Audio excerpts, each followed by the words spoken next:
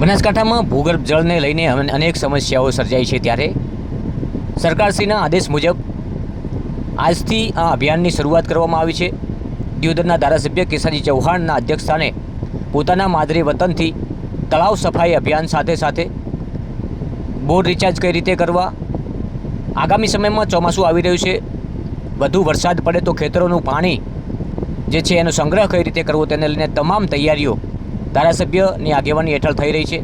આગામી સમયમાં જે પાણીને લઈને જે પ્રોજેક્ટો તૈયાર થઈ રહ્યા છે, ચાહે 1400 કરોડનો પ્રોજેક્ટ હોય, વડિયાથી જેરડા ખાતે પાઇપલાઇન હોય, અનેક તળાવો એ પાઇપલાઇનમાં આવી શકે છે, અનેક ગામડાઓ આવી શકે છે। સુજલામ સુફલામના કડાણા ડેમથી સતત પાણીનો પ્રવાહ ચાલુ રહે તેના માટેનું જે સાયફન હતું એ પણ પૂર્ણતાને આરે છે, તૈયાર થઈ ગયું છે।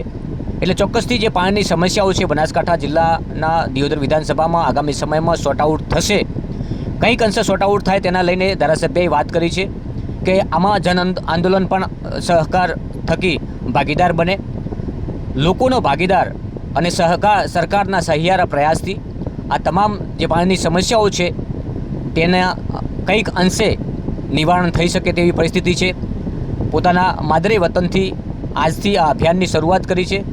તળાવો સાફ સફાઈ અભિયાન થકી આગામી સમયમાં ચોમાસામાં તળાવો ભરાય, આ વિસ્તારને જે પાણીની સમસ્યા છે તે સમસ્યાને નિવારણ કરવા માટેની તમામ તૈયારીઓ દિયોદરના ધારાસભ્ય કેસાજી ચૌહાણ થકી કરવામાં આવી રહી છે। આજથી આ અભિયાનની શરૂઆત થઈ છે।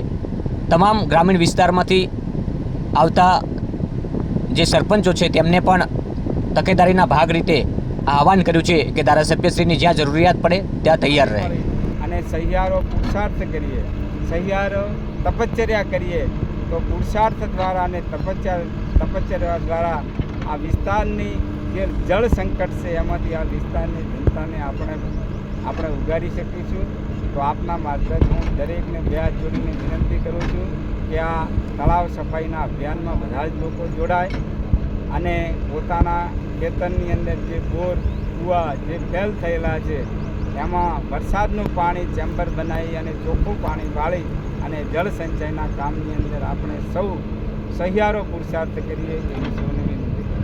આભાર સાહેબ। એક જ સવાલમાં વિધાનસભામાં આવતા કે બનાસકાંઠાના ખેડૂતો માટે આવતા તમામ સવાલોના જવાબ એક પ્રશ્નમાં આપી દીધા છે। પાણીની સમસ્યા હોય કે સાફ સફાઈ અભિયાનની શરૂઆત કરી હોય કે બોર રિચાર્જ કરવાના હોય, આગામી સમયમાં જ્યારે ચોમાસું આવી રહ્યું છે તેને પાણીને લઈને કયા પ્રકારે આપણે પાણીને બચાવી શકીએ, કઈ રીતે પાણીને રિચાર્જ કરી શકીએ, તમામ પ્રકારના જવાબો ધારાસભ્યશ્રીએ આપી દીધા છે। અને આવી જ રીતે જન ભાગીદારી થકી આ આંદોલન શરૂ થાય, પાણીને સંગ્રહ કઈ રીતે કરવો, સરકાર જે રીતે ધારાસભ્યશ્રીએ વાત કરી તે જ રીતે સરકાર કામગીરી પાણી માટે કરી રહી છે। સાથે સાથે આપણે જન આંદોલન થકી આ પાણીને કઈ રીતે બચાવી શકાય, જન આંદોલન થકી આપણે આપણા ગામના તળાવો કઈ રીતે સુધારી શકાય, તળાવો ઊંડા કઈ રીતે કરવાના, એ સરકારનું આ અભિયાન અત્યારે પણ ચાલુ છે, જેને લઈને જન આંદોલન થકી જન ભાગીદારી થકી આ તમામ પ્રકારના સહયોગથી સરકાર પણ કામ કરશે। આગામી સમયમાં ચોક્કસથી જે પાણીની સમસ્યાઓ છે એ કંઈક અંશે ઉકેલાશે। મારો સાહેબને સવાલ કરવાનો જ હતો સુજલામ સુફલામ માટે, પરંતુ સાહેબે એ પણ કહી દીધું છે કે સાયફન જે છે એ તૈયાર થઈ ગયું છે, પૂર્ણતાને આરે છે। હવે જે કડાણા ડેમમાંથી જે પાણી આપણને મળવાનું છે તે પણ આગામી સમયમાં મળતું થશે। જ્યારે 1400 કરોડનો પ્રોજેક્ટ છે અહીંયા વડિયાથી લઈને જેરડા સુધીનો, તેની પણ તમામ પ્રકારની જે પ્રક્રિયાઓ છે એ પૂર્ણ કરવામાં આવી છે। આગામી સમયમાં ચોક્કસથી ધારાસભ્ય આ કામે જે કામ લઈને નીકળ્યા હતા, સન્માન ન સ્વીકારવું, ભાગડી ન બોલવી, એ તમામ પ્રકારના આજે ગ્રાઉન્ડ ઉપરથી ધારાસભ્યશ્રી કામ શરૂ કરવાના છે। અને હવે કોઈ પણ પ્રસંગોમાં હાજરી એવા પ્રસંગોમાં નહીં આપી શકે, કારણ કે હવે ધારાસભ્યશ્રીએ નેમ લીધી છે કે ગ્રાઉન્ડ ઉપર લઈને જે તમામ પ્રકારના જે વાયદા કરેલા છે જનતાને, એ તમામ પ્રકારના આગામી સમયમાં આ વાયદા પૂરા કરવાના છે। નમસ્કાર।